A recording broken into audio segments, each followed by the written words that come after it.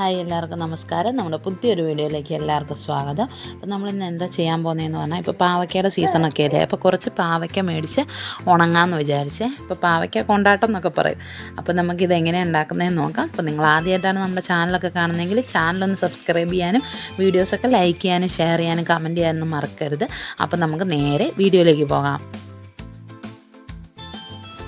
അപ്പോൾ ഞാനിവിടെ ഒരു 3 കിലോ പാവയ്ക്ക എടുത്തിട്ടുണ്ട്. ഞാൻ 2 രീതിയിലായി ഉണങ്ങുന്നുണ്ട്. ഒന്ന് മസാല ചേർത്തും ഉണങ്ങുന്നുണ്ട്, പിന്നെ സാധാ പോലെ ഉപ്പുള്ളി മാത്രം വറ്റിച്ചിട്ട് അതും ഉണങ്ങുന്നുണ്ട്. അപ്പം ഞാൻ ആദ്യം തന്നെ പാവയ്ക്കയെല്ലാം നല്ലതുപോലെ കഴുകിയെടുത്തിട്ടുണ്ട്.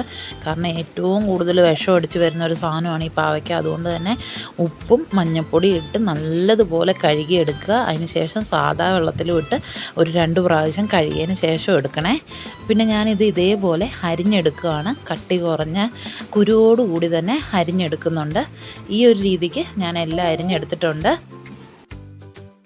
ഇനി നമുക്ക് ആദ്യം മസാല പുരട്ടാനായിട്ട് ഒരു പാത്രത്തിലേക്ക് മഞ്ഞൾപ്പൊടി, പിന്നെ ഉപ്പ്, പിന്നെ മുളക് പൊടിയാണ് ചേർത്തിരിക്കുന്നത്. നിങ്ങളുടെ എത്ര പാവയ്ക്ക എടുക്കുന്നോ അതിനനുസരിച്ച് മുളകും മഞ്ഞൾപ്പൊടിയും ഉപ്പൊക്കെ എടുക്കുക. അത് കഴിഞ്ഞ് ലേശം വെള്ളം ഒഴിച്ച് നല്ലൊരു പേസ്റ്റ് പോലെ ആക്കിയതിന് ശേഷം ഞാനൊരല്പം കായത്തിൻ്റെ പൊടി കൂടി ഇതിനകത്തേക്ക് ചേർക്കുന്നുണ്ട്. എന്നിട്ട് ഒന്ന് നല്ലതുപോലെ മിക്സ് ചെയ്യുന്നുണ്ട്. ഉപ്പ് മുന്നോട്ട് നിൽക്കാനായിട്ട് ശ്രദ്ധിക്കണം. അതിനാന്ന് പറഞ്ഞാൽ എന്നാലേ നമ്മുടെ ഈ പാവയ്ക്കയിലേക്ക് കറക്റ്റായിട്ട് ഉപ്പ് കിട്ടത്തുള്ളൂ. അതിന് ശേഷം ഒരു 2-3 തവണയായിട്ട് പാവയ്ക്ക ഇട്ട് കൊടുത്ത് നമുക്ക് ഈ മസാലയൊന്ന് തിരുമ്മി പിടിപ്പിക്കാവേ. ഇപ്പോൾ എല്ലാ പാവയ്ക്ക ഇട്ട് കൊടുത്ത് എല്ലാത്തിലും മസാല എത്തുന്നത് പോലെ തന്നെ ഒന്ന് തിരുമ്മി എടുത്തിട്ടുണ്ട്. ഇനി നമ്മളിതൊരു ആവിപ്പാത്രത്തിൽ വെച്ച്, ഇഡ്ഡലി പാത്രത്തിൽ തട്ട് വെച്ച് ആവിക്ക് വെക്കുകയാണ് ചെയ്യുന്നത്. ആവി എന്ന് പറഞ്ഞാൽ നല്ലതുപോലെ വേഗമൊന്നും വേണ്ട, ചെറുതായിട്ട് ഒരു 5 മിനിറ്റിന് താഴെ മതി. ശരിക്കൊന്ന് ആവി കൊണ്ടാൽ മാത്രം മതി കേട്ടോ. ഞാൻ ഇഡ്ഡലി പാത്രത്തിലേക്ക് വെച്ച് ഒരു തുടുപ്പ് കൊണ്ടൊന്ന് ഒരു ഹോൾസ് ഇട്ട് കൊടുക്കുവാണ്. അതിലൂടെ ആവി എല്ലാം കറക്റ്റായിട്ട് വരുമ്പോൾ നമ്മളിങ്ങനെ ഇളക്കിയിട്ട് കൊടുക്കും. ഇഡ്ഡലി പാത്രം മൂടി വെക്കേണ്ട ആവശ്യമില്ല കേട്ടോ.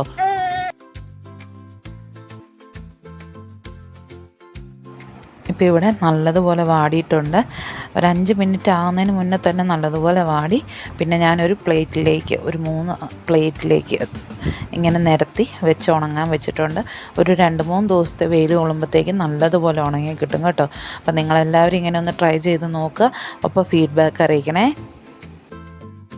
ആദ്യമായിട്ട് നമ്മുടെ ചാനലൊക്കെ കാണുന്നവർ ചാനലൊന്ന് സബ്സ്ക്രൈബ് ചെയ്യാനും വീഡിയോസൊക്കെ ലൈക്ക് ചെയ്യാനും ഷെയർ ചെയ്യാനും കമൻറ്റ് ചെയ്യാനൊന്നും മറക്കരുത്. അപ്പോൾ അടുത്തൊരു വീഡിയോയിൽ കാണാവേ.